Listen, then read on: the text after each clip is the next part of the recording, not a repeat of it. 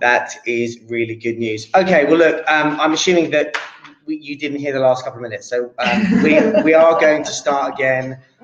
We're aware of your time, so we're going to make sure that we're condensing it a little bit more. So I'm looking at the team there for that. So hi guys, look, really excited to talk to you in the next half an hour now about creating conversations that convert. Particularly what we're going to focus on today is LinkedIn and email. So before we kick things off, I just want to introduce you to the team, and then we'll get straight into it. So sitting next to me is Laura. She's my co-founder. Good morning, everybody. And she's in charge of client success, so making sure that all the content elements that we do on their behalf, along with the project delivery, all kind of works on time and delivers results. She's going to be talking to us about her experience of offline networking and how that transitions to online networking, particularly in LinkedIn. Next up, we're going to be talking to and asking Sed some questions. So Sed is our resident content creative, and he's going to be talking to you about the triggers that you can create and how you can generate conversations from really a standing start and things that you can implement into your business really today. And then finally, last but not least, we have Ivana. She's our senior marketing executive, and she is responsible for the client project delivery. So really making sure that everything runs on time. And she'll be particularly talking to you today about emails, do's and don'ts, and how to get them read and how to start conversations from there.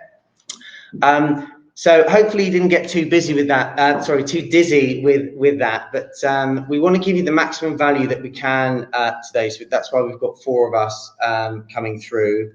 We're going to make sure that the webinar is available to you afterwards, and there will be extra bonuses for those of you who can stay on to the end, some templates and some tools that you might want to use. So we'll be sending those to those attendees who stay till the end later on today. So first up, really just to give you a background of myself, I'm Fergus Parker, co-founded Pitch One to One with Laura. My background is in running a full service content marketing agency. We had over 200 staff at our peak, and we had a big sales team of over 40. And I guess the journey to being able to talk to you today about how to generate those conversations on LinkedIn and email started for me in 2011 when our sales team that was 40. Half of those were cold callers. That cold calling literally just stopped working, and we had to really disband that team. So ever since then, I've been obsessed with working out how to generate those conversations, but in a way that the buyer wants, rather than kind of in an annoying, spammy way. And then fast forward 6, 7 years from there, we've got Pitch One to One. So today we're going to be, this webinar is for you if you have lots of connections on LinkedIn and you don't find that you're having conversations with them. It's also for you if you want to work out what are the best triggers to identify how to start those conversations from scratch. So we're going to show you some examples of that. And then it's also for you if you want to work out how to sell without offending your audience. So hopefully we've got something for everyone today. So to kick us off then, we have we wanted to kind of take it from traditional marketing, which is kind of offline and networking. And that's where Laura really has a lot of expertise. So Laura has been attending networking events probably every month for the last 15 years, would you say? Yeah, see by the time. So I think that the building block of this webinar really is, how does it differ from when you're networking kind of offline, going to events? Does it differ at all in terms of how you generate that spark of conversation from offline to online? Can you talk us through some of that? Yeah, so when I first started networking, and hopefully I'm not the only one that's done this, but I was a salesperson and I would meet somebody that, great, they might want to buy my service. So I spend my time pitching them, and you can just see them backing off, and because that's not how networking works, is it? You go and you meet somebody and you show interest in them, and you want to ask them about themselves, how they can help, find points of interest that you have in common. And certainly, I've met people networking, say 10 years ago, that I still know today. And if you pick up the phone or send them a message, they'll remember you, from all that time ago. Yeah.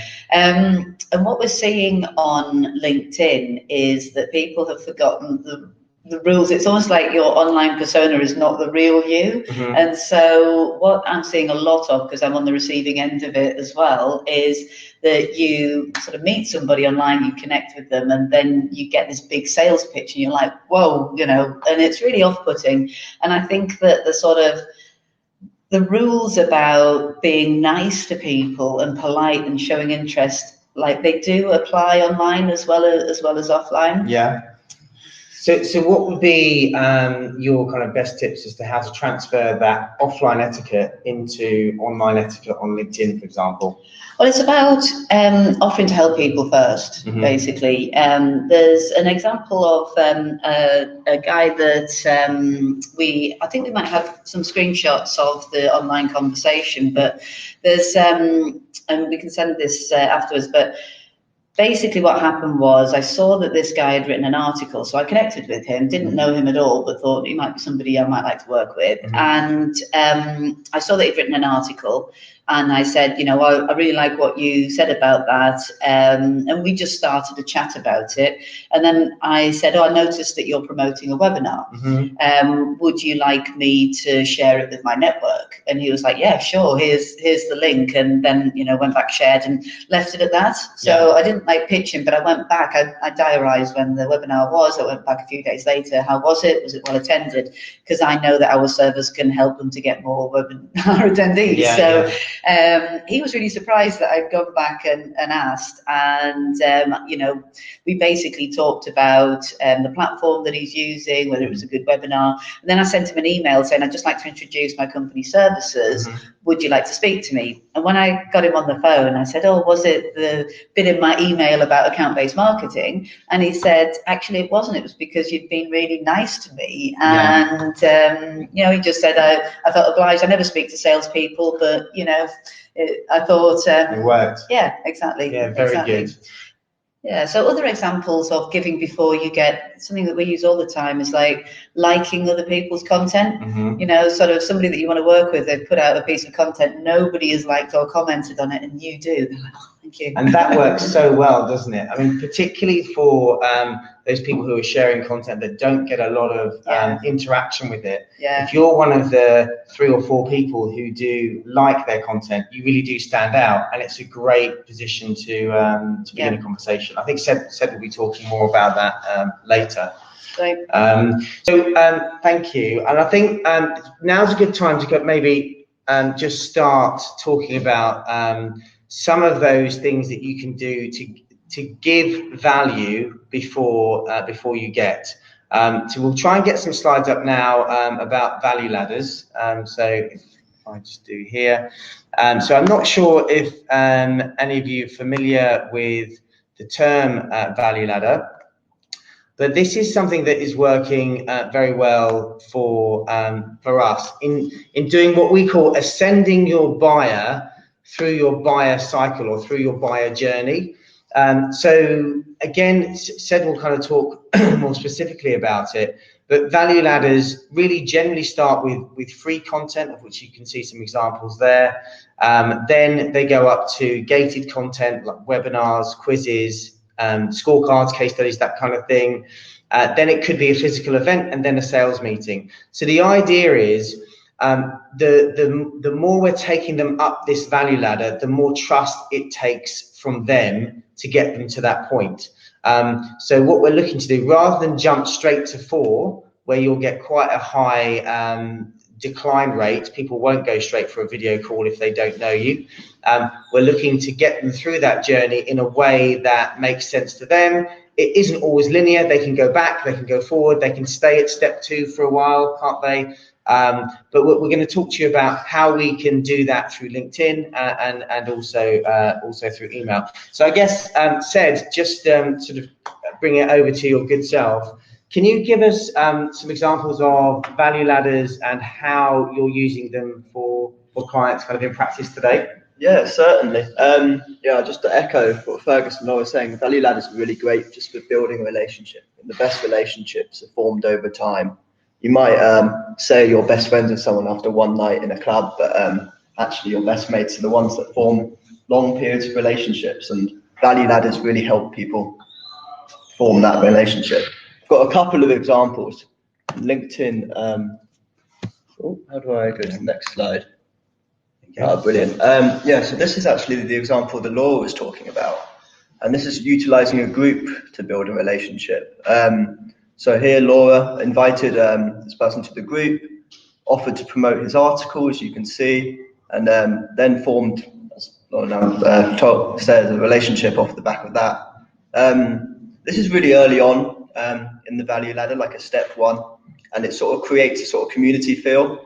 The moment you invite someone to a group, it's sort of like we're part of the same network, and it's immediately making them feel at home with you rather than separated from you.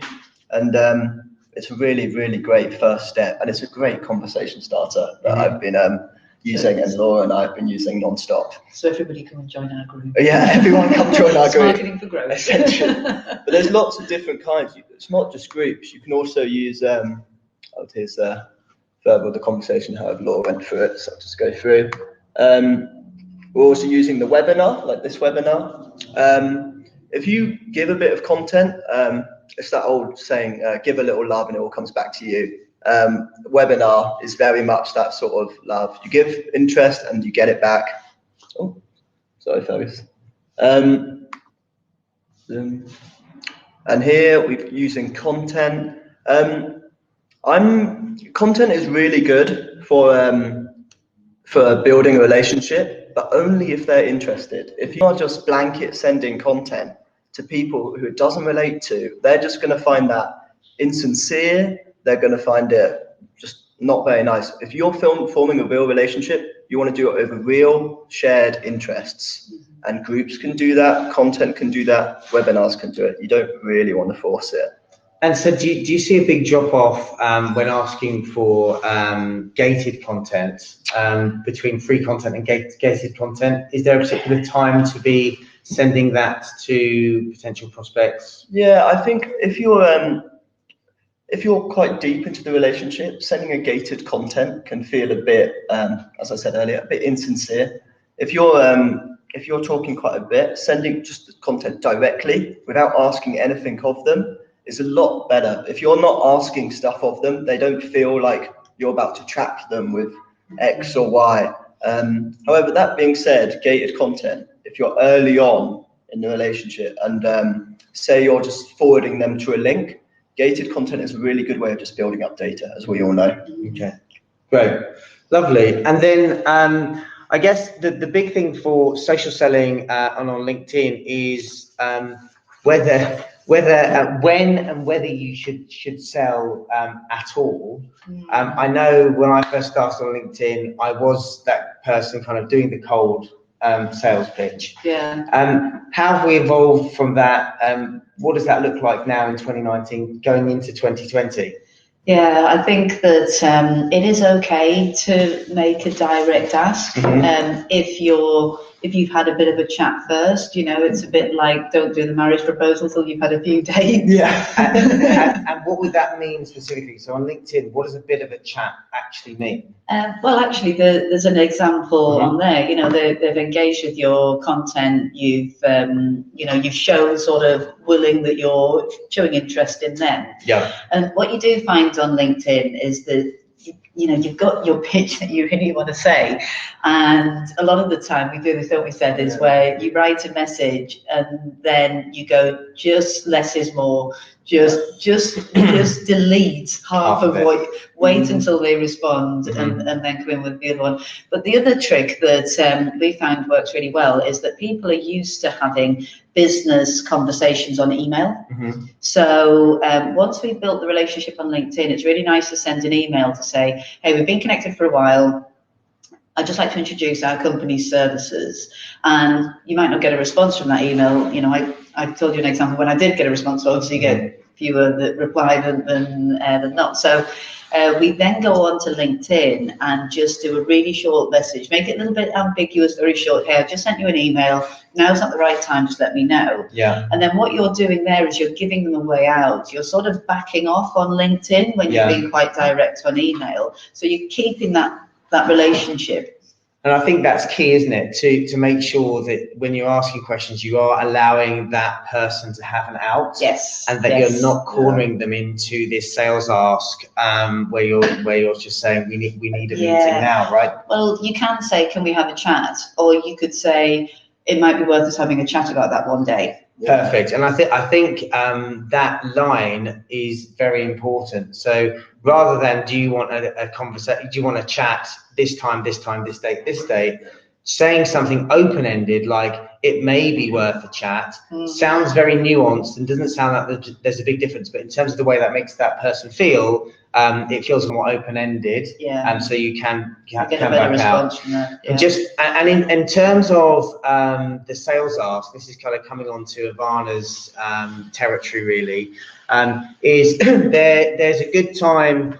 There's a good time and a bad time to put that sales ask in. But what we have found is that email, the channel of email works particularly well for really putting that product pitch forward.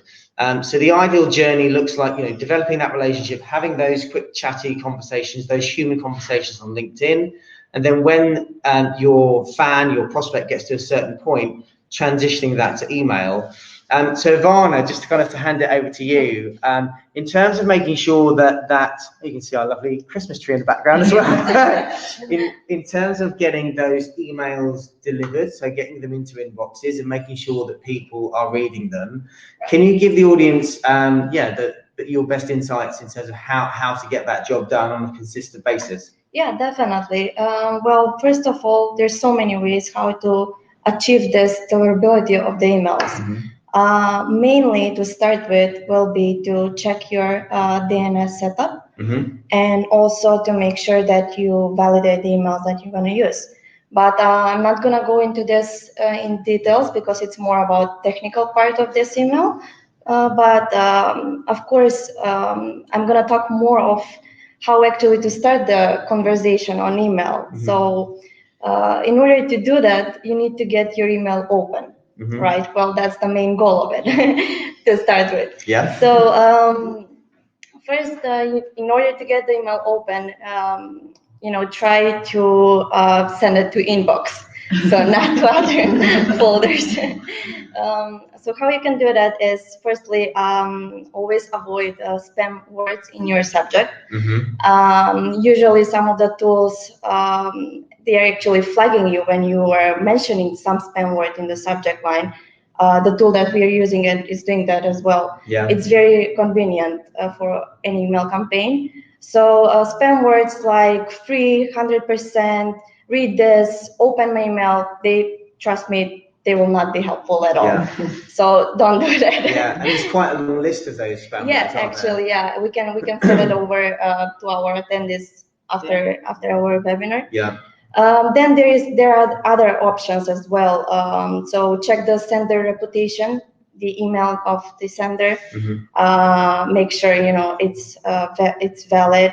Then also make sure that in the content of the email, do not use more than 2 links into it, because again, it's gonna flag that it's actual spam email. Basically it's more about working around your subject and your body of the email. When we're talking about the subject, in order to get your email open, it's going to end up in inbox, but now we're going to another step. So make sure you have a very relevant subject line for the person that you're going to receive the email. So for this purpose, you'll always test your subject line. So do A/B testing. Sometimes they can be, completely different email subjects. Sometimes it can be just some keywords change in the subject line. Yeah. So for example, for our webinar, some of you maybe came from our email. And if you actually received the email that was mentioning your company name in the subject line, and then client acquisition LinkedIn, that was our winner. So it got the most open rate from it. Great. Well, while we are deciding on the subject, probably we're going to think about the content itself. Make sure it's relevant, of course, to the people that you're sending. And what I'm going to mention here is always make sure that the tone of the email is relevant to the people. So for this occasion, we're usually using Grammarly for checking the tone of the email. So if you're sending the email to more like C-level people, make sure it's professional but friendly in the same time. So this tool, it's actually scanning the email and it gives us the tone of it. It's very useful. And last thing, but very important, is be persistent. Not always the first email will be will build the one that will get the reply for it. So make sure you are sending a second email, a third email as a chaser, connected with the same subject line of the email. And our experience saying that the most responses are from the third email. Yeah, and that's thank you, Ivana. And that's really interesting. Is that actually on the face of it, isn't sending 2 emails or 3 emails, doesn't that feel like a bit much? Yeah, I've been really annoyed by that before. Yeah. Usually the ones I get really annoyed by are those where you're saying, did you see my last email? Yeah. And you're just like, well, yes, I did, but you're not adding any extra value. In fact, I've even had a chaser email where they said, did you see my last email, but didn't actually have the original email forwarded, so you have no idea what it was about. And that's so important. And it sounds so basic, but to actually have the email chain in, if you're going to send a chaser, is really essential. Yeah, it is. And actually, you've said on the first email what it's about. On the second, the third email, you need to be thinking about saying something new. So your second email could be, oh, we just, this is some client work that's relevant to this service, or we've just saved this company that much money, or maybe make the ask different. So the first one is, would you like to speak to me? The second one is, if it's not you, can you point me in the right direction? The third is a deferred. And actually, if you feel that you've just sent a few too many emails, a bit of humour goes a long way. Yes. Yeah, so I think one thing that works really well for us is making those emails shorter on the chasers. Definitely. And short is better. And even in the subject header, asking for a short call and a quick call. And those kinds of subject headers work still really, really well. People don't have a lot of time, so they need to really be able to read your email within 15 seconds or less. Yeah, and believe that you're not going to waste their time. Yes, yeah. So that's interesting. So so we've gone through email a bit now, and I think it's a good opportunity to kind of go back to Sed and really talk about the triggers on LinkedIn. So if you've transitioned to email, or maybe if you're developing that relationship on LinkedIn, what are the kind of triggers that you can use to take that connection to someone who's genuinely interested and engaging with you? And I think one of the problems that we find, just as apologies for all of this moving. But one of the problems that we find is that we have clients with quite a lot of connections, but very few conversations. So Sed, how are you creating those conversations and having some meaningful dialogue with prospects and fans? Yeah, well, firstly, this is slightly different from using a value ladder, where with a value ladder, you're sort of generating your own triggers by sending them groups or articles or webinars. These ones are triggers that you're finding organically on their page. And these are the most effective because these are personalized. And going back to Ivana's point about the most effective subject line of the email being the variable, the personalized variable, it just goes to show how effective personalized triggers can be if you find them. I've got a few tips and tricks for finding good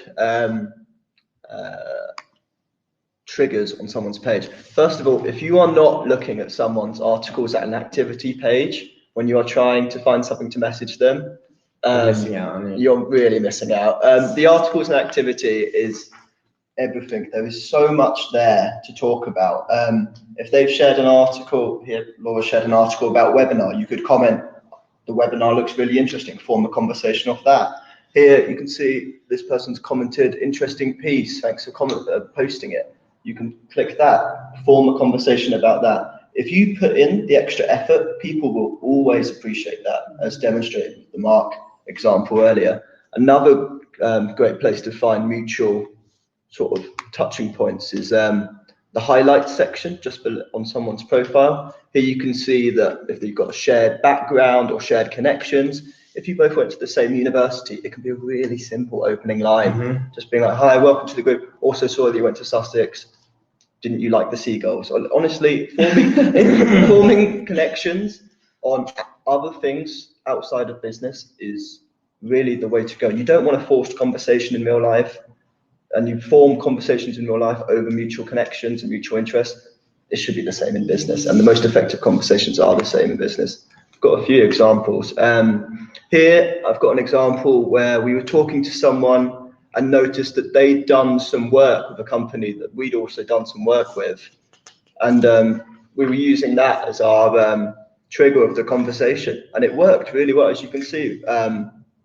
It's just a really free-flowing conversation. We're just chatting about Shoreditch, how nice Sweden is, how nice it is to work with certain company. And at the end, he gives me his email. And if I just messaged him being like, I'd like to work with you, can you provide me his email? No way he would have ever provided that. So you've got to form genuine connections. And this one I spotted just because he worked at, who worked at a certain company that I knew that we worked at. And I saw that on his profile. And then sometimes, and this is quite rare, you will not find a mutual bonding point. And this is really rare. You will find stuff, whether it be them commenting, whether them being a certain part of a group, whether it being an article, there might be occasions where you can't find anything. And you can Google News. Honestly, Google News is the savior for me. Here I'm talking to someone who's a merchant, garden retailer. I didn't really have too much to say off the back of his profile. However, doing a bit of Googling, I was able to find a really interesting article for him, "The Defeated Future for High Street Builders." Again, I'll share this. We'll share this presentation afterwards, so you can see these conversations a bit closer. But he comes back with almost a letter about the article and what he thinks the article has, and then I'm just. Yeah, and I want to discuss this more because he wants to discuss it. I say, "Be great to catch up. Do you ever find yourself in London?" He says, "Yes," and it's that easy. And that is just putting in the extra effort with everything. When you're with real life conversations and real life friends, if you put in the extra effort, people will appreciate that and they'll like you more because of it. Yeah, and I think that's where it really counts, isn't it? Is that the extra effort on email, so that extra chaser that goes in, that extra bit of research that you're doing, that really matters as well. And I think people are very. Have you got any more on that said, or not with the house? No, not with these ones. Just going to thank you. And people, I think, are quite cynical online as to what's going on, and Sed has said many times that he's one of the most cynical, so that's quite useful. So he knows what people might be thinking. People don't respond to cold outreach. I think 75% of people don't respond to cold outreach. And I think putting that extra effort in, doing the extra research, ultimately people, and it's sad but true, but people really only predominantly care about themselves first. So make it about them, whether it's their article, their post, their business, the award they've just been to, the awards they just got, whatever it is, it needs to be focused around them, and it needs to be authentic, right? And then that combination of those things kind of genuinely pays off. So I think we've gone into the detail now in terms of actually what those conversations can look like, how to trigger them from scratch, and what kind of response you can get in real life. I think ultimately, if you're looking to develop conversations at scale, there's a certain amount of volume that you will need to do, as well as the detail and the research and the effort. And where that volume starts, particularly on LinkedIn, is with that connection message, right? Or certainly the activity that goes before that connection message. So I'm going to pass over to Ivana and really just ask her, what are the things that we are looking at from a good connection message? What are the kinds of things that we want to be doing before sending the connection to give ourselves a great chance of someone actually connecting with us or connecting with our client? And yeah, really get into detail about what those messages kind of look like. Great. Well, it's best kind of messages. It's kind of like a different. It's hard to reply to that, right away if you're just sending those messages. So we are lucky to have our platform to be able to, track and monitor all our messages. So basically, that is giving us this answer to the question. Mm-hmm. When we are talking about connection requests, so sometimes for like sending a simple and short, Mm-hmm. maybe with a short value included in the message, it can work the best. And usually that's the case. So it's just simple like, it will be great to be connected. We have a group running through, so you might find it useful. Yeah, it can work. We got a good connection rate on that message.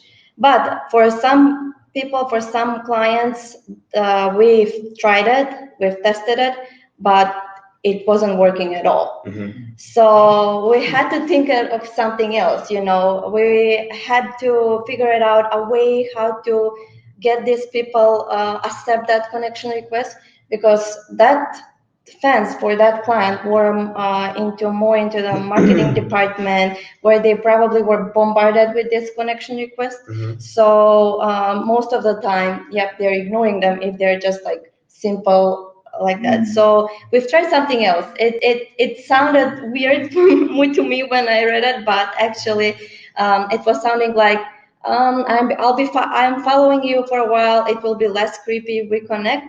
But actually, this worked great, And it's actually how we formed the Kevin the Susan conversation. Yes. So being able to track and monitor. So we tried the first message, we got a very low connection rate. We tried the second one, it worked very well. So we keep using that one just from the numbers that we got. Also, on another point is that once they're connected to you, now we are still sending different message to different people. So don't get the they made the effort to connect with you, so do not spam them, do not send them a sales message right away. Try to engage them with slowly, give them value. So my tip for this will be, always check the connection rate, always do test your messages, and then try always sending relevant message to relevant people at the right time with the right value to them. And right, and so that varies according to the job role, exactly, or the industry that they're in. So that's why it's the monitoring. It's really important. You can't send us a message about some technology event to someone that is in, I don't know, whatever customer experience, that he will be more interested in completely different event. So that's why we need to measure and following each of these messages to be relevant for the people that you're sending to. Yeah, makes sense. That's really good. And I guess with all of this, one thing that we found recently is actually that giving value up front, even before you send the message. So liking people's content works really well. Viewing and following them works well.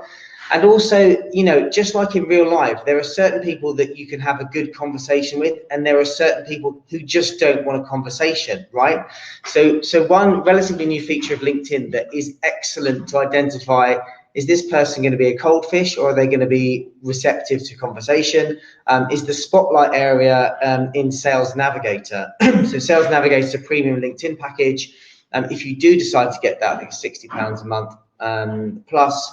Then they have a spotlight section in their homepage, which just tells you, whether that person has been active on LinkedIn. So it tells you whether they've posted in the last 30 days, for example. So targeting the people you're going to have conversations with based on their activity level is also a really good way of giving yourself a better chance of speaking to people who are receptive to it. Liking content, liking the article, as Sid was saying up front, certainly engenders a really good feel vibe. So do that where you can, and then take the effort, spend the time, and craft something personal. So I guess we're coming towards the end of our 45-minute slot. I guess all of this is great, and hopefully you've got some really useful tools there, some hints, tips that you can take away and kind of put straight into your business. But ultimately, it is all about winning those new clients, right? But it is, you have those nice conversations, have the kind of chit-chat conversations that Sed is very good at initiating, but also where he's excellent at is taking that conversation further at the right point. So what would be a good example of having those conversations, but actually converting that through to a new client at one, Yeah, I mean, I think that depending on what you sell depends on how much you want to go into this sort of conversation detail. If you are selling something that might take a bit of education, it's a value-based sell, then it's really worth putting that effort in. So we work with a consultancy, and they go in and do quite large consultancy projects, and usually it's a referral kind of business. You bring in the experts, you have got that expertise in house. So how do you go from a cold start to winning a contract that might be six figures? And there's an example, a client that I was speaking to only a couple of weeks ago. We were actually talking online to somebody who's a director in an international telco, and not talking the whole time for a year, but so there's a new event. Oh, notice you you said that you were interested in June's event. Just letting you know we've got another one in September. So acknowledging the previous conversation you've had, rather than just like the same invite over and over. So it he's feeling like you're really specially inviting him. Yeah. And after a year, he turned up to one of these events, and this is where we come right back, actually, as a full circle to the offline relationship is so important as well. And actually, you can do a lot of the legwork online, but then meeting that person face to face and then continuing the relationship online. A year and a half later, they're ready to sign that six-figure contract. But it's taken some time, and that's where value ladder comes in. That's where online relationship. Don't ruin what you've got offline by being spammy online. Yeah. Okay. And I guess was that a particular client that came on board, or? Yes. Okay. Yeah. They're very pleased. Yeah. Nice. So hopefully that kind of gives you an overview as to what you can start to do in your business today to kind of start generating those conversations through LinkedIn and email, how you can then start converting those conversations into offline meetings or video calls. And I think that really is the aim of everything that we're certainly doing, is for people to feel like they know you before they actually meet you. So if they are saying things like that when they do meet you, then you've done a good job at building that process through to that meeting point. But look, we'll send through the recording for all of the attendees. We will also send through some tools and some of the spam word list as well for those of you who are interested. I believe we said we had a particular offer. I don't know whether Laura wants to talk through that very quickly. We'll put that on the email. So one of the really key things to start conversations triggers is posting. And if you can't always get onto LinkedIn every day and post, then you can schedule those posts. So we've got an offer for one of those platforms that can do that. So we'll send that over on email. Before we wrap up, anybody who can sort of stay, it's now 8:45. Did anybody have any questions that we can answer while we're here? It's always We've got one question saying, will the webinar be available afterwards? Yep, we've got that one. We had a comment earlier about liking the Christmas tree, so thank you very much, Neil. Anyway, we're all available. So yeah, we are, and you've got our LinkedIn details. So if you want to have a one-on-one chat with more questions, then obviously feel free to do that. And we've got Aldana, who's a little bit late. That's okay. So I think Neil, we have a question. it's a long question. It's a long one. Yes. The questions are coming in thick and fast now. So so the platform, we talked about a lot of platforms. It might have been Fanbase that Ivana was referring to. So this is just an internal tool that we have developed ourselves to really track and monitor where your fans are, where your prospects are on LinkedIn. And by that, we're able to really work out, and we point score every single activity. So we call them fans, your future advocate network, and delivery actions. So everything's point scored, just like a marketing automation does it in, say, HubSpot, but we're doing it for email and LinkedIn. And that gives us the ability to know who is a warm lead and who isn't, and then what we should send off the back of that. So that's the internal tool that we have created ourselves. Another question. You're talking to hard to contact busy CEOs. Any tips for the audience this morning on getting in front of those CEOs? Yeah, so we've actually, we've managed to set up conversations with like CEO of TUI, really, really big international companies, and LinkedIn is actually perfect for that because you haven't got the gatekeeper, you're directly in. I would say that one tip would be probably more straight to the point in terms of conversation tone and style, and just to make sure that your profile makes you as a peer, so that you're not like overly selling on your profile. You're just showing that you have the experience, and that a CEO feels that they're talking to a CEO or equivalent. Yeah, and I'd say the other technique that worked well is, obviously, that's a top-down approach, particularly if they're very hard to contact CEOs. That typically means they're part of big companies, which means that your product or service has multiple stakeholders in order for them to buy it. So a lot of the time when we're first speaking to clients, they forget about all of the influencers, or they don't want us to contact the influencers, and they're saying, right, just contact the CEO, please. That's who we want to have conversations with, and we get that. But actually, LinkedIn, where it really wins, is the network of people. So connecting with those heads of department, the managers, the directors who aren't senior exec yet, that actually, one, gives you a lot better chance of connecting with the CEO, and two, potentially gives you a three-way conversation that you can have on LinkedIn. So you can tie in a really strong chat that you're having with a head of department, and then ask to be referred to the CEO. So just like you would on an email, you can do that on LinkedIn, but you can do it directly and in a group conversation on LinkedIn. So those are the kinds of things that I'd recommend that you could look at as a starting point to have those conversations. Yeah, and I think when you've got sort of limited advertising marketing spend, you can't have everybody knowing about your product or service. So if you're really targeted with the companies that you're going out to, then you can sort of become famous within that company, and you can seem a lot more out there just by making sure that we do an account-based approach, so you're connecting to 10, 20 people in the same account. So that's really important, is actually monitoring that as well. And for those big accounts, like Laura was saying, you want to be connected and having conversations with 10, 15, 20 more people. So they're kind of having those water cooler conversations. Online, you're creating that presence within that company.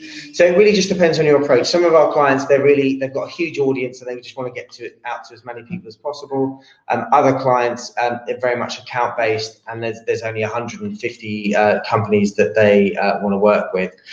Final question before I'm getting the wrap up sign, which is a lot of this. So please, we'll answer your questions directly on LinkedIn afterwards. But the final question, Premium LinkedIn versions, are they worth the investment? I mean, absolutely, they are worth the investment. So it's only £60 a month plus VAT. And the ability that you have on the advanced search is so much better than on the LinkedIn free version. You also get to view, so on the free version, you can only view, see 5 people that have viewed your profile. On Sales Navigator, for example, it's unlimited. So you can see people that have viewed you for the last 90 days. There's all sorts of thresholds of connections you can send and activity bases that you can do, which make Sales Navigator well worth the while. Clearly, that's Microsoft's, you know, that's their interest, is selling the licenses, but they have made those licenses very effective. So I would recommend taking that on board. So look, guys, thank you very much for attending. We really enjoyed having you here, and we look forward to having conversations with a few of you if you've got any questions afterwards. So I'll just say goodbye from me, and then goodbye from the rest of the team. Goodbye. Thank you, guys. Take care. See you. Bye-bye. Have a lovely day.